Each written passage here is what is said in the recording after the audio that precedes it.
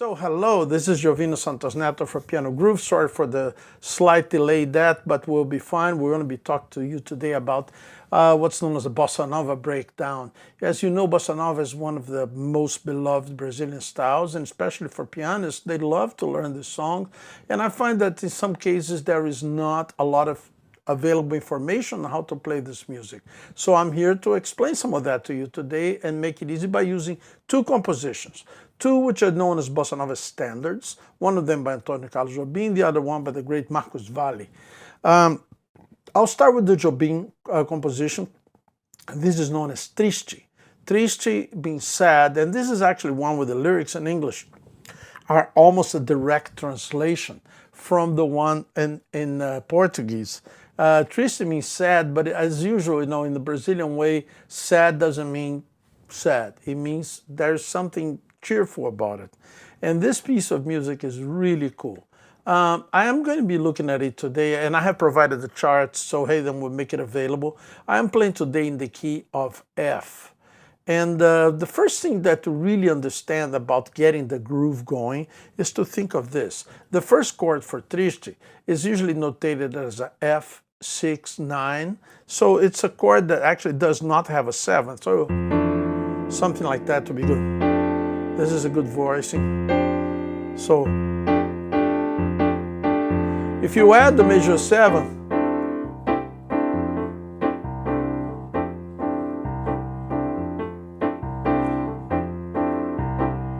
right?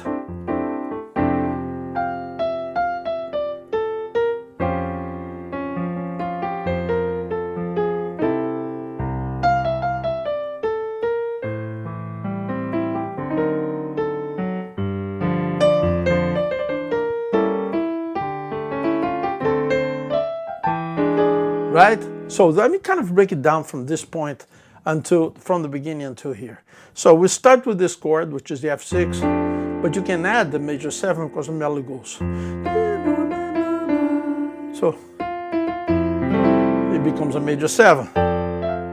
One thing that the reason why it's F9-6 is because if you play the major 7th and then the melody starts on the F, you get to avoid that kind of clash. So this is something that it's really important to understand how that goes. And let me just bring this down here.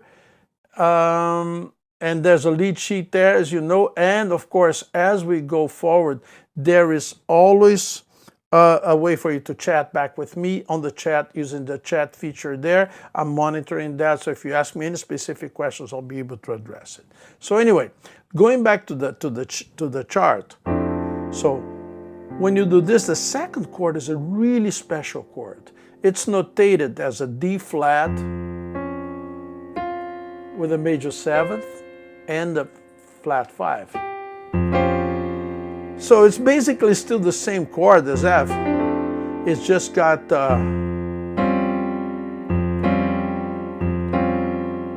this. You're going to see this chord come back in the song in other places of the song. So this could also be, as you know, a B flat minor 6, but with the F bass, or an F with a raised 5th. But it has both the 5th and the raised 5th, so you can call it flat 13, or the best way to do it is just to say D flat, major 7 with a flat 5.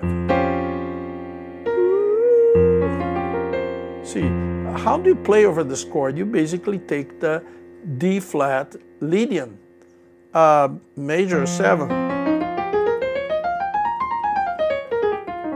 So the melody goes, I'll use my pedal.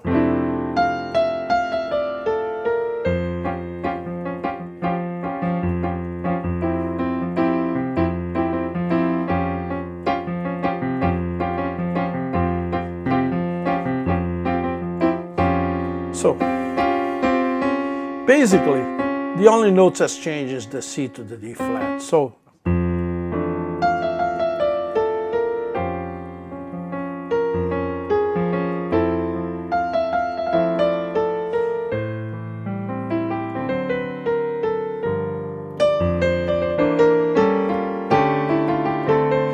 check this out.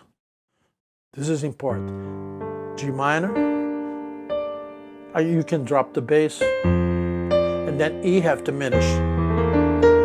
A7. Now this is pretty little detail, but Jobim is known for that. The D minor with the major 7. And then, so, this is an altered chord. So pretty. And then,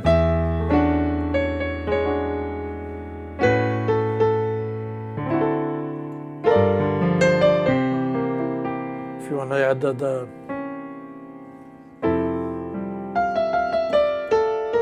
now minor. Here's a minor 6.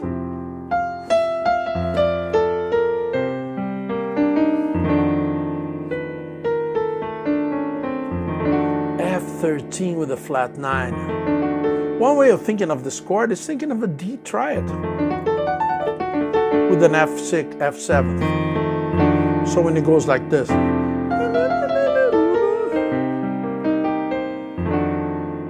so pretty. Now the B, 6/9. Have you seen this chord before? Yes, in the beginning, it's the same chord as it goes. With the F bass, now with the B flat bass, goes B flat.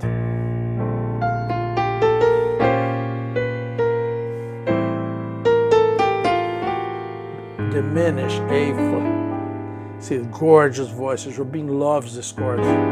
It's a diminished chord. It's an A flat diminished, but with a major 7. And then G minor. Flat 9.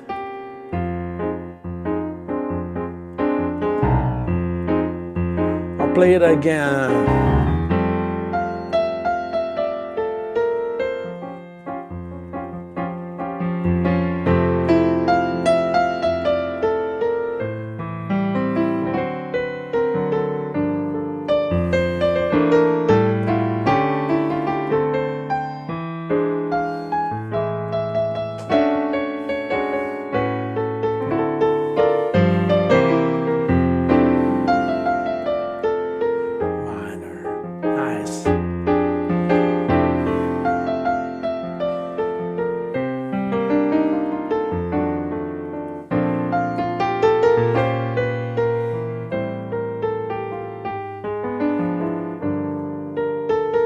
This is important, look.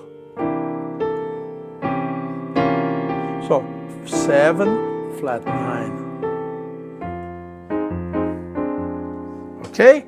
So that's pretty much the breakdown of this tune, and I will play it again.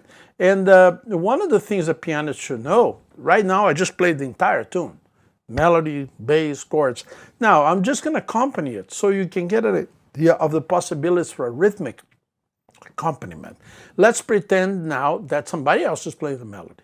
It's always a good way to learn the tune from the bottom up. And then you just go.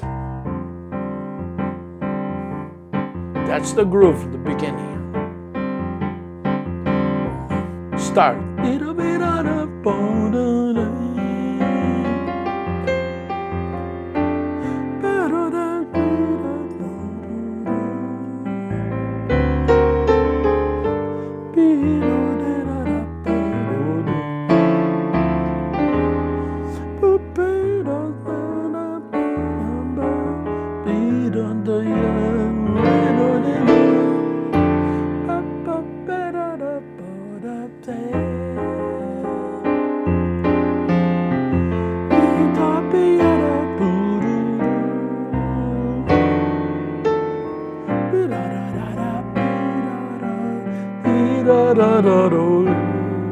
Voicings.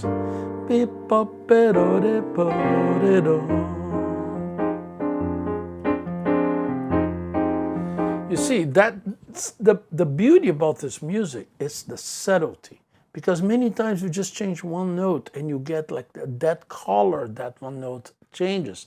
It really changes the flavor of the chord. So it's really important for you to know how to do this and have a sense not only that you can do this. That first, if you look at a good chart, and I have posted a chart that follows the chords that Antonio Carlos Jobim himself put on his book, his great Cancioneiro, which is a collection of the music of Antonio Carlos Jobim. That was my source for this chart that I have made available for you guys here on the PianoGroove on the seminar page.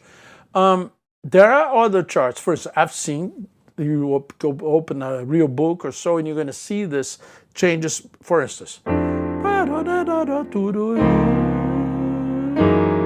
sometimes instead of just doing the D flat major 7 flat 5 with the F bass, which is the original, some people go straight to bass goes to D flat to go, and then to a G flat 13. It's an option. You can do one way, you can do the other. There's many ways of harmonizing this music. For instance, the same thing in the turnaround when we have this F minor 7th, F minor 6. One note that changes.